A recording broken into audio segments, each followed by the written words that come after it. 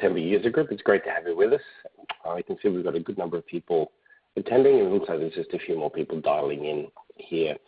So today's session is primarily a bit of a follow-on from last month, given some of the feedback that we had looking at specific campaign design and some ideas for re-engagement, trying to communicate with those people who are less active throughout your database, and also onboarding campaigns. So we'll get started here in just a moment. So today's agenda, we first of all want to look at uncovering that audience, so trying to find the relevant people within your database who are perhaps not as engaged as others. We're then going to look at three specific types of campaigns, what we might call a get-to-know-me campaign or perhaps an introduction campaign. And then we'll also take some time to look at re-engagement campaigns. So that specifically will be to uncover or unearth those people who are sitting in the bottom of the barrel, as I like to call it, who are not currently engaging for whatever reason.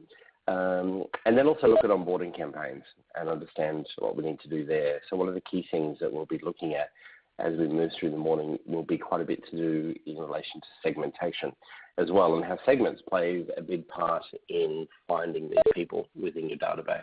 So the first step is uncovering the audience and finding out who it is that you actually want to communicate with. So today I imagine there's several ways that you potentially start your relevant campaigns. It may be that you go into the CRM or to an additional database of some sort and identify who those people are, and you pull together a list of campaign members potentially and bring those into Eloqua either through integration or perhaps through an Excel upload. Now, the only challenge you've got in that scenario is that that particular list is static. You've pulled that list together primarily based on profile information and not really looking at their digital body language and understanding how engaged they actually are. So for the purposes of this session today, we're going to focus on using the segment builder within Eloqua to identify who perhaps some of these people are and the process that we go through. But before we do that, let's understand a couple of things in relation to your audience and how that audience grows over time in different ways that they can come into your database or into Eloqua. So there's organic growth, of course, and that's simply through the CRM, and that's probably from maybe form submissions on the website. They might end up in the CRM. You might have salespeople who are actively engaging with prospects, and as a result of doing that, they're grabbing business cards, and the database grows from that point of view. Of course, campaign acquisition is another way. So you may have specific campaigns designed to increase the number of people you're able to communicate with. Social media is proving to be another way to increase the size of the database, and that means providing people with click-throughs to forms, etc., with offers of some sort, or in some way to incentivize people to share with you their email address. And so social media is certainly a great way to do that. And of course, there are many other ways that the database can grow, but they're probably some of the primary ones that we might see. Now, just as your database grows over time, it also shrinks over time. And hopefully the growth is bigger than the shrinkage. So you can lose people through global unsubscribes. They may also unsubscribe at an email group level, which doesn't mean you've lost them from the point of view that you can't communicate with them at all. It just means that there are some people who, for instance, have elected not to get the newsletter, or they're not interested in events, for instance. And so they'll unsubscribe from various email groups or subscriptions that you've got. Now, of course, the other one is inactivity. So people who potentially are no longer with an organization, they've left that organization. And so that can manifest itself in a few ways. One could be as a hard bounce within the system because their email account has been terminated. Or if the company is perhaps not quite that organized, it's just somebody who is not opening anything because they're not there anymore. Then you've got inactive. So inactive could be a hybrid of the two. Inactive means that they're still at the company, they're still at the organization, but for whatever reason, they're just simply not engaging with your campaigns. And so part of today's session is to look at how we potentially understand that audience and try in some way to reactivate them and get them engaged again. So the first step, the first campaign that we wanted to look at was what I would call a get to know me campaign. And who enters the get to know me campaign can differ. You need to be clear in relation to the different filters that you might apply on a segment to see who actually qualifies to become part of a get to know me campaign. So it's a fundamental approach that we need to use, but it's set over time. So the idea of a get to know me campaign is to introduce your organization to new contacts that are within the system. Now, those new contacts might be maybe prospects that have been loaded into the system from salespeople. And so it may not be that the get to know me campaign is the right thing, because you may have a nurturing campaign that you might want to run them through. But a get to know me campaign enables you to group together those other people who have just simply come into the database for whatever reason, but may not be currently actively involved in a sales cycle. But it gives you a chance to help them understand what it is that you do. Given that they've taken the time to actually submit a form, or for some reason to end up in your database, it's probably a good opportunity to educate them in relation to what it is that you actually do. So the key thing that we need to understand in this process is the quality of your data, and to understand, or hopefully be confident in knowing exactly what a new contact is. So what constitutes a new contact? Now, if your system is connected to a CRM, whether it be something like Salesforce or Oracle Sales Cloud or NetSuite or any of the major CRM platforms, there are a few ways you can understand new. It could be the date created is less than a week old, for instance. You could use that as a filter within the segment. If they exist only in Eloqua, you could filter them by understanding which contacts don't have a contact ID from the CRM. Also using the date created field within Eloqua as well. So there are a few ways that you can do that. But effectively what we're trying to identify here is those contacts who are net new additions to the database and have just recently come into the system. So it's probably worthwhile to spend some time understanding those inbound channels and being aware as to what that information looks like, and how you know when you look at the contact, which channel they've potentially come in from. So amongst the first that we probably look at would be the website. And so one of the easy things to do would be to understand the Contact Us form.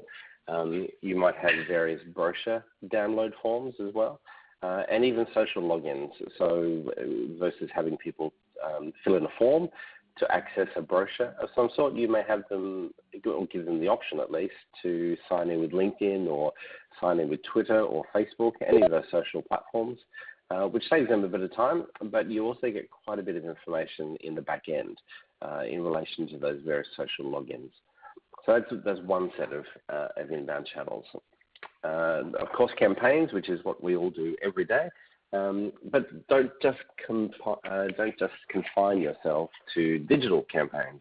Obviously, you've got face-to-face events. You may have webinars like the one you're on right now. You may have advertising in press that draws people to a landing page to access some information. You may even be on radio.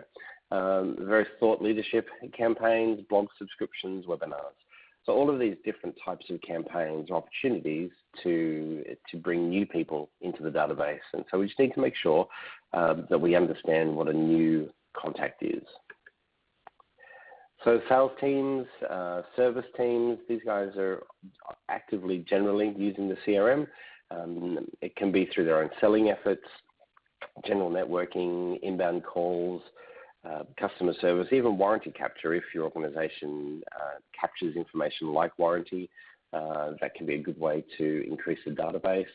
Even registering for services as well. It's not just warranty, but anything that requires people to share with you information about them and about the product or service that they're procuring from you are all good ways to increase the size of the database. We just need to make sure as we go through that process that the data is clean, and we understand that these people are either customers, and when I say customers, I mean somebody that you're actually invoicing, that you're providing services to, versus a prospect who is yet to part with any money, and a prospect is someone that you've not invoiced and are not getting any money from.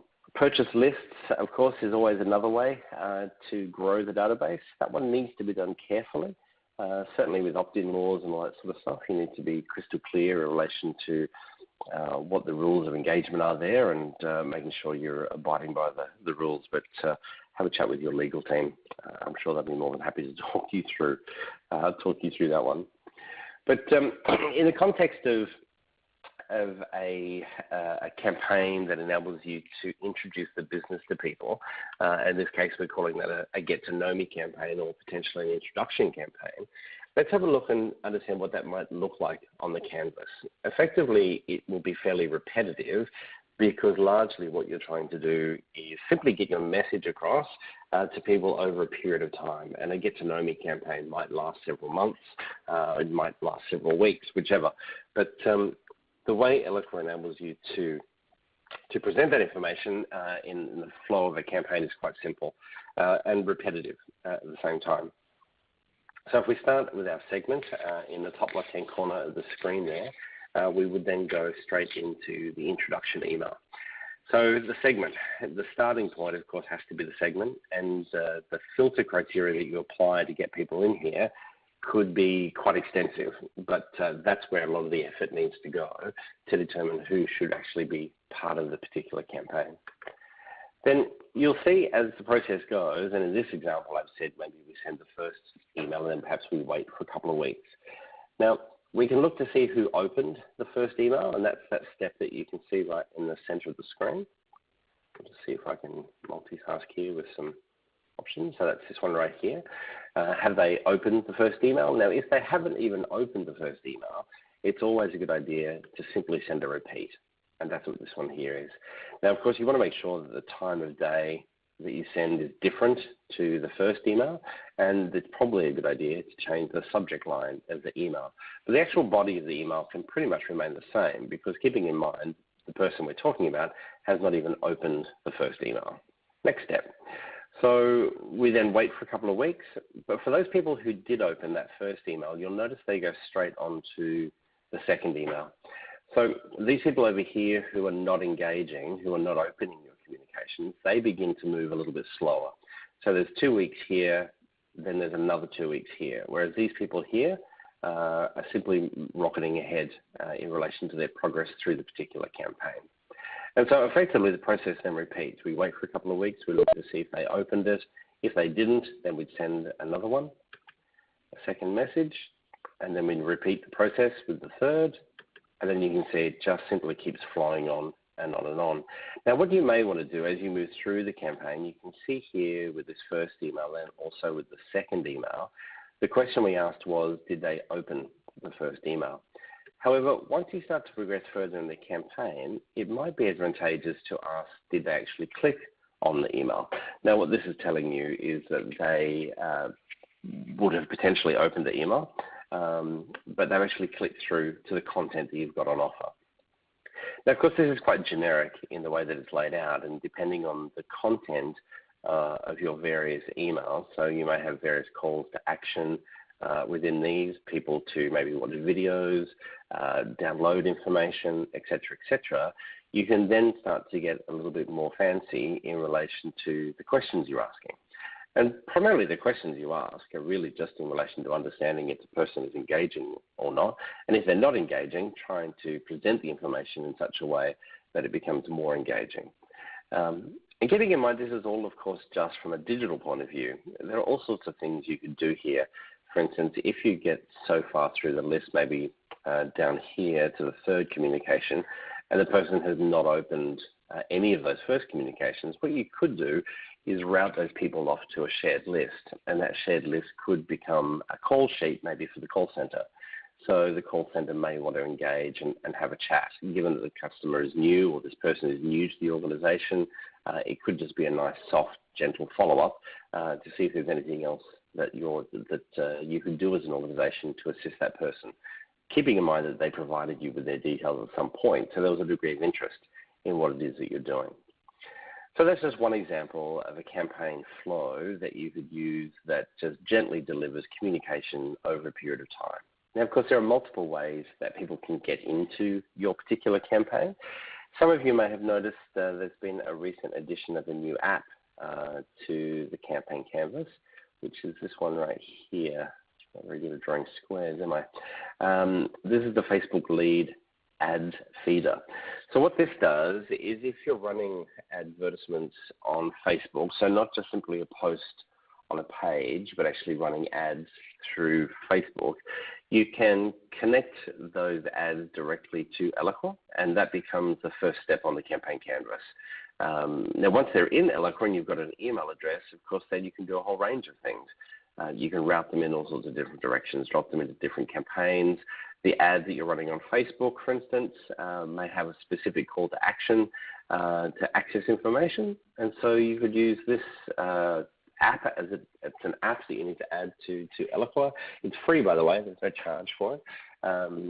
You just need to configure it, and the configuration is quite easy. The key thing to understand, though, is you need the person who is running the ads on Facebook, i.e. their login and password, to be configured in the back end when you load the app. So that's how you then access your ads that are sitting on Eloqua. Now, there are other ways, of course, that people can come into the canvas. The most traditional way is through segmentation. You may also be running various webinars. You can see here there's a WebEx feeder. There's also a ReadyTalk feeder, which is what you're using or we're using right now. There's also GoToWebinar as well that you can use. This one also may be of interest, which is the LinkedIn SlideShare leads. So if you're using the LinkedIn SlideShare application to share content with people, you could use this information or use this app to bring them into Eloqua over time. Now, once you've got these people sitting in Eloqua, you then probably need to do some additional filtering to understand where they are, but also in the context of trying to make sure you're delivering the right message to the right person. Let's have a look at the other steps. There's two other features on the campaign canvas that you need to think about. One is the compare contact fields. And again, if you're integrated with a CRM, potentially compare custom object fields. So compare contact fields enables you to look at the Eloqua contact, and based on information or the lack of information that you have stored on a contact, you can then route them in one of two directions. And you can see there that the outcome of that particular one is either a positive or a negative. And so we can do anything there. It can be based on state. It can be based on any information, any value that you've got stored on the contact. And so if, for instance, you're wanting to capture a mobile number, you could qualify the next communication based on whether or not you have the mobile number. So if you have the mobile number, you can move on to something else. If you don't have the mobile number, you may route them to an email that incentivizes them to access some information. And perhaps the only thing they need to provide is their email and their mobile number in order to access that information. The same logic applies over here with your custom object fields. And so custom object fields enable you to look at, for example, things like the opportunity object within a CRM. So if you're wanting to push somebody into a getting to know me campaign, you may want to check to see if there's a current open opportunity that person is involved in or is the primary contact for. And if they are, perhaps you route them out of this particular campaign because you'd rather just leave them in the hands of the salesperson and possibly be a part of a nurturing campaign that you've got running in place at the moment. So the custom data object field, or CDOs as some people call them, enables you to access pretty much anything that you've got sitting in the CRM or in a third-party platform of some sort. You can see here in the drop-down that we capture quite a bit of information in the context of ReadyTalk about meeting times and duration, et cetera, et cetera. And so that becomes quite helpful for us in the context of these campaigns that you're in right now. Okay, so I just see there's a question here from Greg. So I clicked on 0038 email just means I clicked on something inside the email. Yes, let's go back to that, Greg. Sorry, I just saw that. Let's go back. So yes, correct. Yeah, so when we ask the question, so Greg is just wanting to confirm in relation to this particular step. So when we ask the question, have they clicked on the email, Greg's exactly right. So all that's telling you is that they've clicked on something.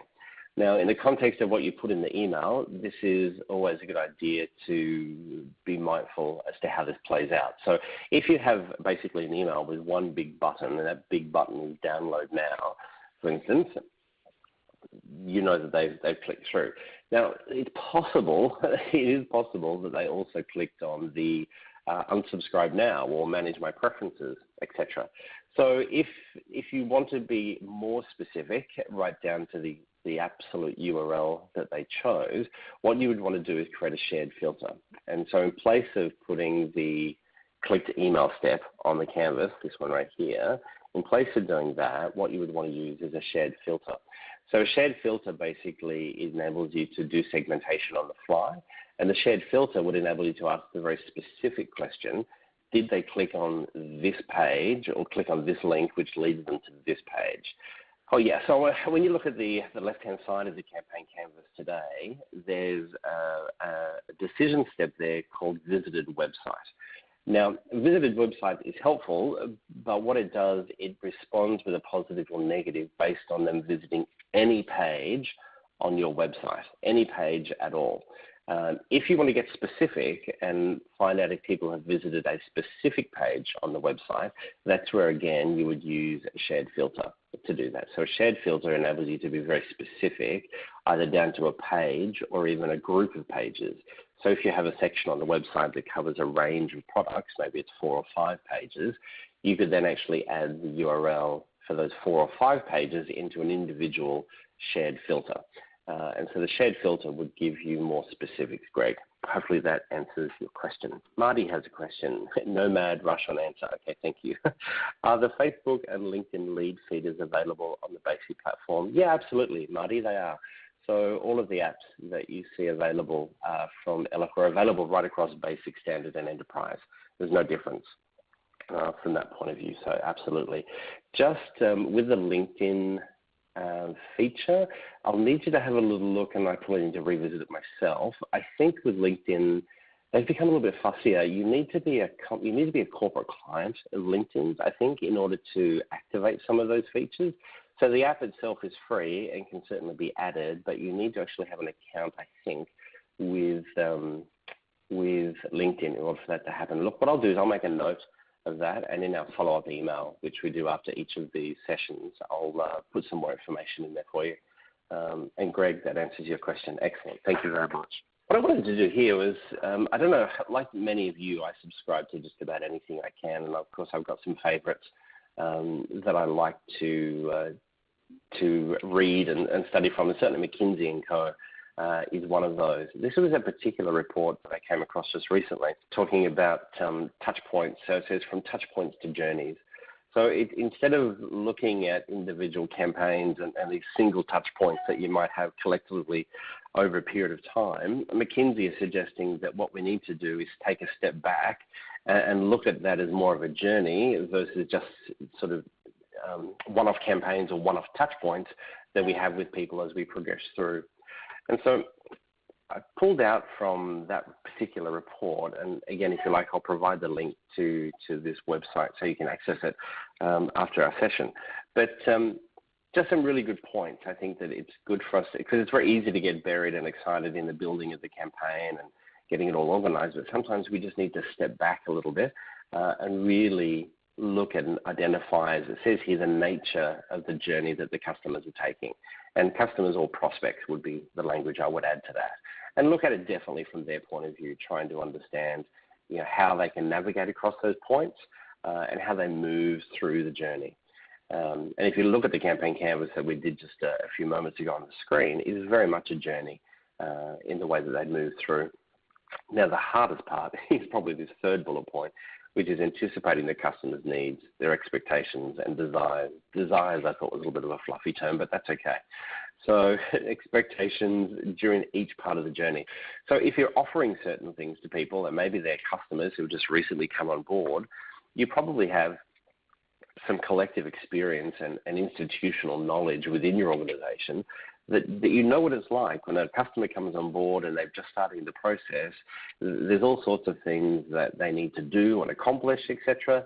So perhaps you can work through some of those expectations and then deliver content that might just help them move a little bit faster through that journey. So if you're selling a large engineering device of some sort, for instance, and in the process of that, you know that there typically are some roadblocks that people come up against.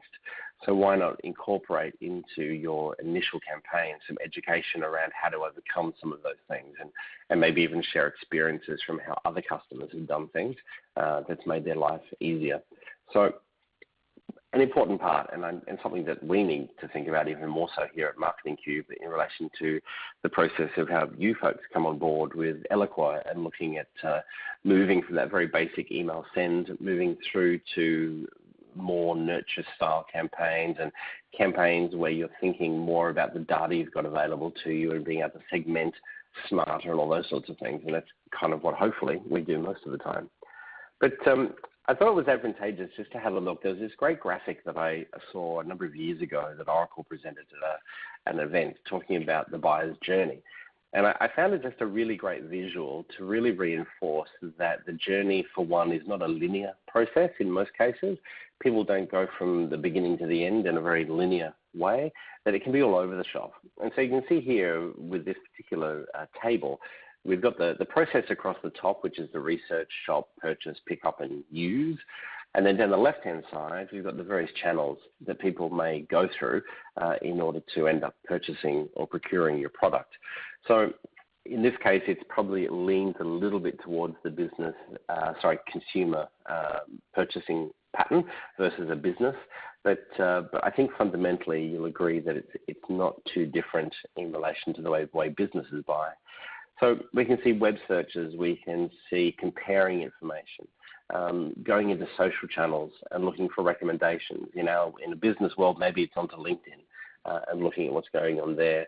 There may be a retail store. It could be attending trade shows, for instance, to find out where more information is available, where you might access across the mobile product information. Reading reviews, the selection process of a product, whether that be in a catalog or maybe in a face-to-face environment with a salesperson. Ordering the product might happen online, or it could happen over the phone. You may engage with some sort of a chat function, make changes to the order over time. Email is typically used to send through confirmation details. Now, of course, if you're anything like me, you might be an avid tweeter.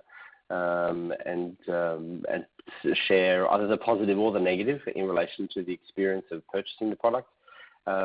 Picking up could either happen at a storefront, or it could in fact be delivered, or of course if it's an online purchase, that whole experience of accessing what it is that you've purchased, etc., all of that stuff. Then you might go into some sort of online community. So in an Eloqua context, there are things like top-liners that you can go to and meet other Eloqua users, responses users, etc., and spend some time with them. And then, of course, there's all the add-ons. And just a few moments ago, Marty, you asked about apps, for instance. So it's about that whole process of looking to add things on to the product.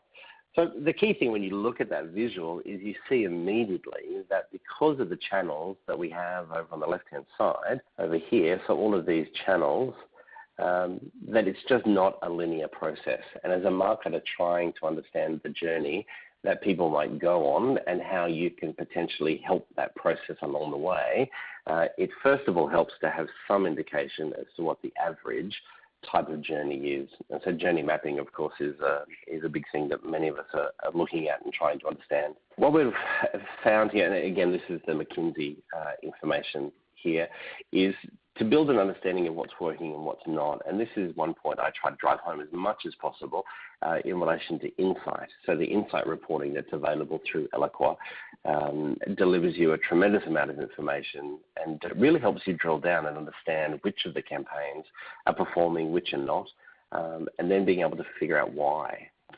So once you understand what the gaps are, McKinsey suggests that we need to prioritize the most important gaps but also the opportunities to improve the journey. So if you see a particular campaign that for some reason just seems to be overperforming, for whatever reason it might be, let's have a look at that, analyze it in a bit more detail, and so you can find some information and move people through the campaign a bit faster. And I like this last point. The last point's great. So come to grips with fixing the root cause of the issue and redesign the journey for a better end-to-end experience. So don't just think, oh, it's all too hard, but take some time, as it says, come to grips with fixing the root cause issues. Once you can understand those, and now in our world of digital marketers, I find sometimes those root cause issues are often related to data. And so in the absence of good quality data, and keeping in mind as we go a little bit further back from this morning around segmentation, that it's the data that is critical to helping you really understand and pinpoint where people are in the process or in their journey. And so that means good relationships with IT, it means good relationships with the CRM administrators, and it means being able to understand the flow of that data as it moves from the various platforms. So I just wanted to share that McKinsey content. I thought it was great content. As I said, what I'll do is provide you with a link in the email when we finish these sessions, so you can have a look at that in a bit more detail if you wanted to. Okay, question from Sam. Hi, Derek. From an analytics perspective, how do you compare redesigned journeys in terms of effectiveness? Sure, Sam, good question. One of the nice things you've got with Eloqua Insight is the ability to do comparisons of campaigns. So, for example, with our newsletter, which is called Outside the Cube, I have a regular report that I access, actually delivered to me automatically once a month. And what it does, it basically just shows me all of the relevant campaigns, and I can see them all from a comparative point of view. So I can look back over the last 12 months of all of the newsletter campaigns, and I can look very quickly to see unique open rates, unique click-throughs, unique form submissions, all that sort of information, which gives me some insight, excuse the pun, but gives me some insight immediately to see which is performing better than the others. So that's at the campaign level. I think more so, though, to your point, Sam, or your question, you would probably need to pull a report down at the email level. Okay, so looking at each individual email, especially in the context of today's discussion, which is around journeys. And so a journey typically is going to include multiple emails delivered over a period of time. And so once you've decided that there needs to be changes made, keeping in mind too, it doesn't mean necessarily when you look at the report, if there's one particular email that is underperforming for whatever reason, it doesn't mean you need to redesign the entire journey. It just means that for some reason that particular email is just not on the mark. And maybe it's something as simple as the subject line. Maybe it's the content. So you need to understand, is the email actually being opened, or is for some reason is it just being overlooked for whatever reason? So you're able to do that analysis quite easily. This is where a good and a strong naming convention comes into place.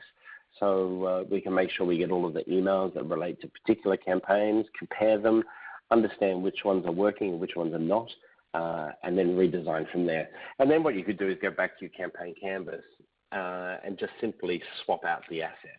So you need to deactivate the campaign, swap out the asset, and then reactivate the campaign again. And so hopefully that would help you work out which ones are being more effective. And once you do find the gap and the underperforming asset in the context of the campaign, then you can go on from there.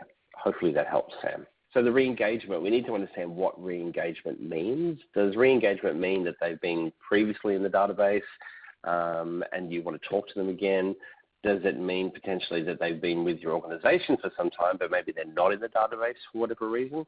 So whatever the filter criteria is from a re-engagement point of view, we need to start at that point.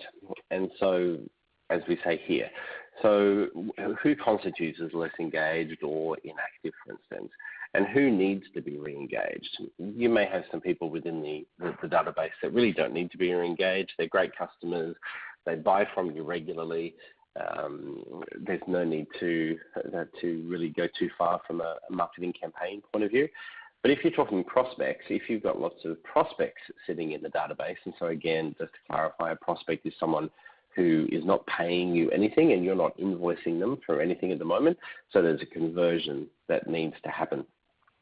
Once you go through that process and create some filters, we need to then work out the actual campaign and what we're going to communicate to them about. But the point to make here is that we really need to understand what is the source of truth. For most of you, I'm just looking at the list of people who are on our session today, most of you will have a CRM connected to your system. And so really the CRM becomes your source of truth in relation to obviously their profile, but in relation to their digital body language or their behavior, those things that show engagement, that information certainly rests within Eloqua.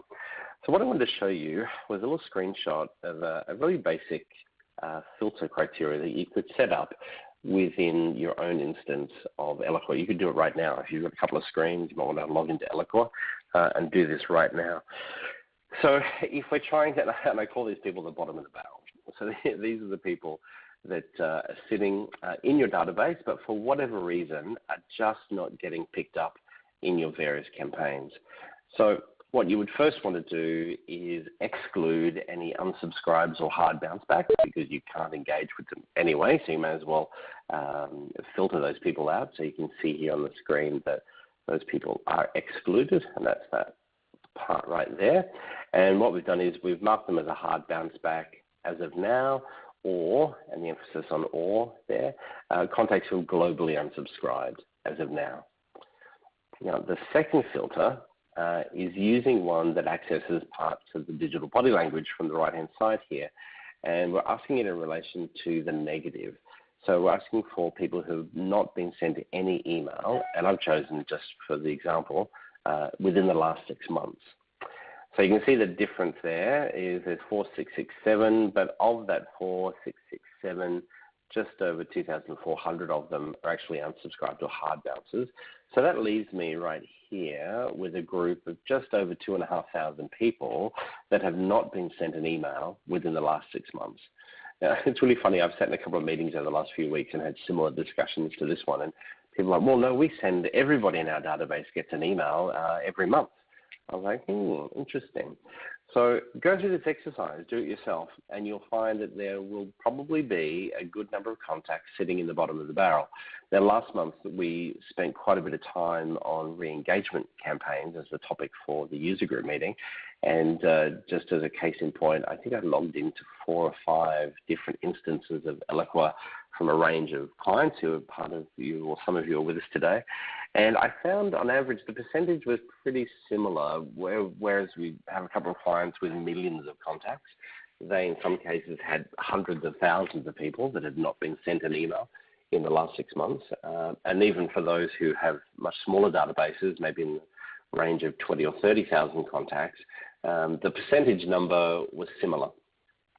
So the key thing you want to do there is once you create this particular segment, at least to get some insight into who these people are, come in and have a closer look at this area right here, so view contacts, because you need to actually have an understanding of who these people are and potentially why they're not being sent emails. Now, each of you, this is a very basic segment that I've created here, and many of you will need to probably add multiple other filters to this. So if you're part of a global instance of Eloqua, you'll certainly want to filter and make sure you're only looking at Australian-based contacts or New Zealand-based contacts, or ANZ if you're dealing across the ditch, so to speak. But that's a good starting point, because you'll immediately get a bit of a feel for who's not being communicated and who in fact does need to be re-engaged. So if we continue that context or that question in relation to sources of truth, here's some examples for you to think about. So the CRM, whether it be NetSuite, Salesforce, Oracle Sales Cloud, etc. Now that information can come in via integration, or it might come in through Excel spreadsheets. And as I said, that's often confused with integration. But this, of course, delivers profile information. You may be integrated to an ERP platform as well. So the ERP platform might be able to bring in things like purchase history, invoice history, that sort of stuff, all those sort of logistical type things you'd expect from an ERP platform.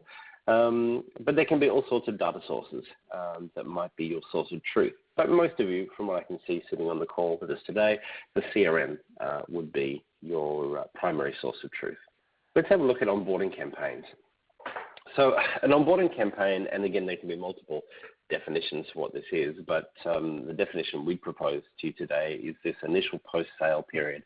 So somebody has come on board, they've just recently parted with some cash, or at least you've raised an invoice, and you've got a closed won opportunity of some sort, talking in CRM language. And so they're a new customer, effectively, to your organization. So it's such a great opportunity to reach out to these people, to have them feel welcome, have them feel that they've made the right decision. And again, as I look through our audience today, whether you be a university, for instance, and you're bringing a student on board, there's a whole bunch of education that probably needs to happen there. No pun intended there, actually, but a whole bunch of education that needs to happen there about campus, about courses, about social life on campus, different groups, etc. For new customers that are coming on board, it's about helping them maximize the product or the service that they've purchased from your organization, and it's a great opportunity potentially to introduce them to other customers and share other success stories. Again, all to reinforce that they've in fact made the right decision with coming on board with an organization like yourself. Types of onboarding. Hopefully you get the pun in relation to the image here, but anyway. So onboarding, it can be welcome, it can be introduction, as I said, it could be educational. It could also be policy instruction and compliance. So you may think of potentially an onboarding campaign in the context of new staff, new team members that are coming on board within the business or within the organization. You may have business partners that you're dealing with as well. So there may be compliance things that need to be shared. So Eloqua can be a great way to get that information across and also be very clear about who has actually opened those communications, who's clicked through. Now, you'll never know if they've actually read the information, of course. We can't do that. Give us a few years. I'm sure Oracle will buy somebody that will enable us to scan through the cameras sitting in all of our laptops, etc., but not yet.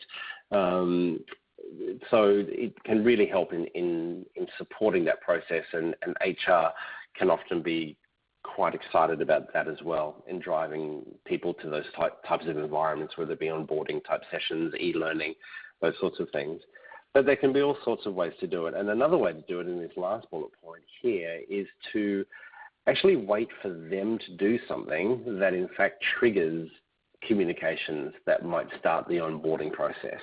So for instance, if the service you're providing is an online store of some sort where people need to log in to an online store in order to access something, it may be the absence of them doing that might kick off an onboarding campaign to say, look, we notice you haven't had a chance to log in yet, or you haven't had a chance to visit the store, the e-store, etc. And so again, you would use shared filters in order to do that. So the login screen to get to whatever it is the service you're providing would typically have a constant URL, just as Eloqua is something like, or it's not something, it is, login.eloqua.com. I can very easily figure, now I don't own that, unfortunately, but you would own your own login portals, and so you would be able to track that information and see what's going on. So triggering in either the absence of behavior or in the positive action of behavior can be another way to get people into an onboarding campaign. So, but it doesn't have to be rocket science. Don't overthink it. Just put, as McKinsey said earlier, put yourself in the customer's shoes and just think through the process. What is it that they typically need to understand, and what is it you need to share with them that would just make their life that little bit easier? Is it maybe always making sure in every communication that the 1-800 number for the customer service team is clearly displayed in every single communication? Or maybe you have a live chat feature that's not getting a lot of use, but IT bought it and marketing thought it was great, but no one's using it. Well, let's tell people about it. And so let's use that as another way. So have some constant reminders and buttons in all of your communications to help people. If we look at an onboarding program, the triggers is the first step. And so the triggers can be all sorts of different things. It can be a brand new contact. It can be that the type of account has moved from being a prospect to now being a customer potentially. So that would be relying on CRM data, for instance. But once you understand what those triggers are, then you can start to have a little bit of fun. And that's where you would then start to plan the actual segment. So the starting point for 95% of campaigns is always going to be via a segment. And so a couple of things to think about when you create your segment. Now, most of you will be familiar that once you log into, or when you're on the campaign canvas in Eloqua and you take your segment and you drop it onto the campaign canvas, you'll double click on it, and then this window that you can see right here pops up in front of you. And so the first thing that you typically do is to locate your particular segment and then add it, and so it would appear here, for instance. You can, of course, create a new one directly from the campaign canvas if you needed to, but I find most people have often created it earlier. You can edit. Once you've got it loaded, you can edit it using the pencil or the edit feature right here. But it's these two buttons below that I just wanted to recap with you. So in the context of an onboarding program, it's not simply something that you typically create a list of, say, 200 people, and then the campaign is off and running. An onboarding campaign is typically a campaign that you might have running for 6 or 12 months. And in the course of that 6 or 12 months, you need to set what we call a reevaluation frequency, so that Eloqua will go back to the segment, it'll refresh the segment, and find out if there are any new contacts that meet the filter criteria that you applied. So in this example, what you can see that we've done is we've selected the second option, which is this one right here, which is to add members regularly until the campaign is deactivated. And then what you do is you set a reevaluation frequency. Now, the default is every hour. Now, every hour is probably overkill. It's not really that necessary. You can choose hours, days, weeks, or months, and then also assign whatever time frame, 1 day, 2 days, 3 days, etc. So in this case, you can see I've chosen every 2 days. So every 2 days in the life of that campaign, so the life of the campaign is the start date and the end date of the campaign canvas.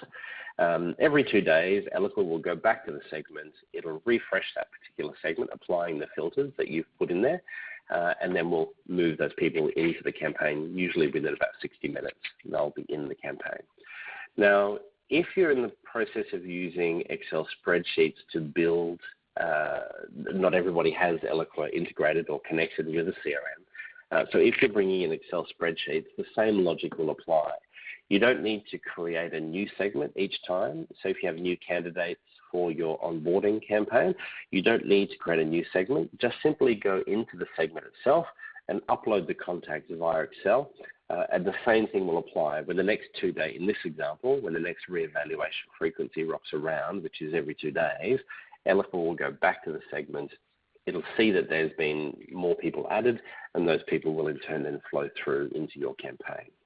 So that's a key feature and a really handy feature for many campaigns. You just need to be careful when you think through the experience that follows.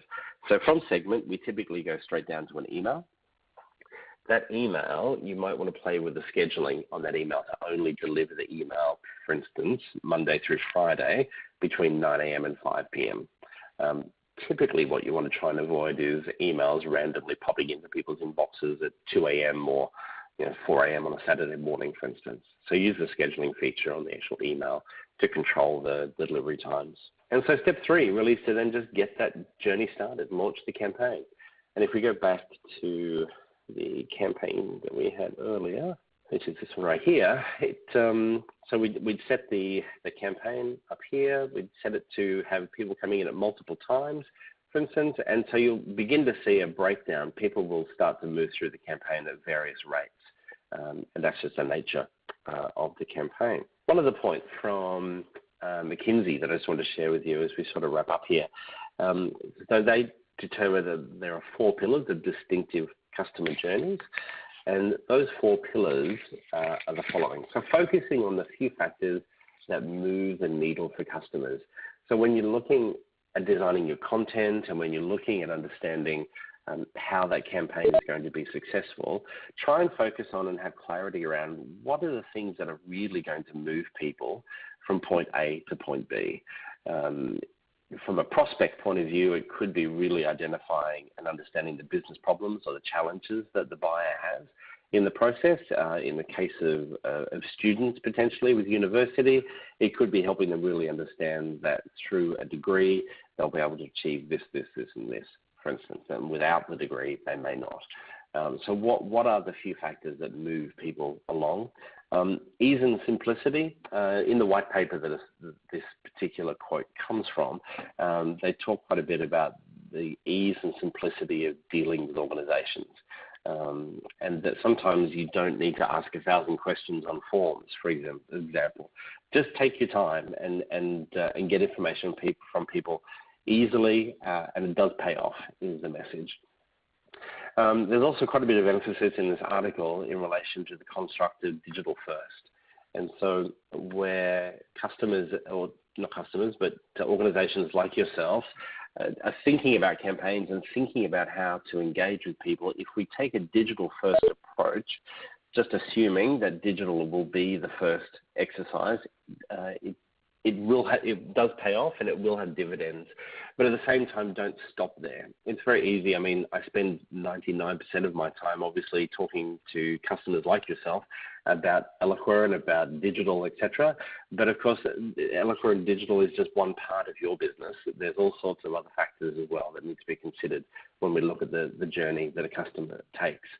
And brands and perceptions matter. And it does, especially in the context of social, it can make quite a difference. And just interesting that digital first construct, this was just an example from that same report from McKinsey, specifically from the banking industry, but it found that those companies that take a digital first approach, and here they identify them as player 1, 2, 3, and 4, which would be bank names, but they've not disclosed obviously who those banks are. But those who take a digital first approach and are leaders in that space have a higher net promoter score, which is your NPS right here, and it pays off. And so that's the message there, that if you're taking a digital first approach, it absolutely pays off. Well, that brings us to the end, guys. We've still got 5 minutes until we wrap up here. If there's any other questions that you've got, I'd be more than happy to answer those for you right now. Okay, so we're not being overwhelmed with questions, but it's fine. You will have my email address, so please feel free to shoot me through an email if you do have any questions. But thanks again for joining us. We look forward to seeing you next month. We've got a few things focusing on apps for next month. So we look forward to talking to you further about a whole range of different apps that are available to help you extend the functionality of the platform. So thank you again. Thanks for joining us. Have a great week, and you'll hear from us shortly. Cheers. Take care, everybody.